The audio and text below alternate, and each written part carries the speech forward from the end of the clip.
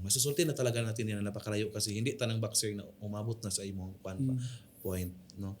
So sir, ano yung masusulti mo sa mga kagaya mong mga boxer din na nagsisimula pa? Ano na talaga, training, disiplina, tiwala sa sarili, moro yun na, focus, moro yun na isa sa mga may magsugod. Kay kung magsugod ka, daghan ka gunahon-naon mo yun ka, unsa kay maagyan, unsa kay kuan ni. Pero kung salig kasi mong kagulingon, basta focus lang ka sa training, baning kamot, ampo po sa Ginoo, sabay gampo. Siguro gabayan jud ka sa Ginoo. Mara yun na disiplina pod. Usa yun na disiplina. Disiplina jud, di ba? Kay kinahanglan ba gid na siya basta-basta nga dula. Oh, dili. Dagan pa na nga mga boxer. Daghan ba Uwan yan? na nga kumatos. Uy, Ginoo ko. Mo na isa pod sa mga boxer ka. Usa din yan sa nagpapawala sa kanila sa focus ba yung ano kasi mamatay ko ani ron. Mapo na isa. Napoy kauban Di ba nga. yan mawawala, di ba? Oh, napoy kauban isa. Nung naay na kumatos, ay namatay sa boxing, na kumatos.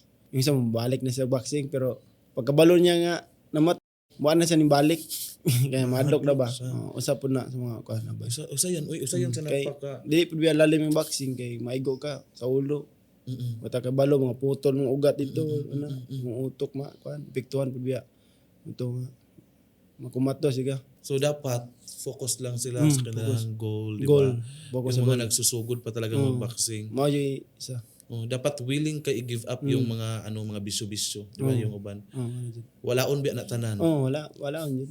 Manigarilyo wala on yun. Usay yun na sa manigarilyo nga makawala jud pahangin. O di ba? Kasi wala ka na talagang oras sa mga barkada-barkada kay palagi ka ng training, ganyan. Yan yung training. Kaya ka ng barkada, kung magdula nimo pwede ka ato ka sa barkada. Siyempre, makongras mo dyan yung mga barkada. Proud po rin sila kay dula kag boxing, daog ka na. Ano na pod. So ganyan lang, no? Kung nagsusugod pa kayo, huwag kayong umundang. Sumbag lang ng Sumbag lang yun.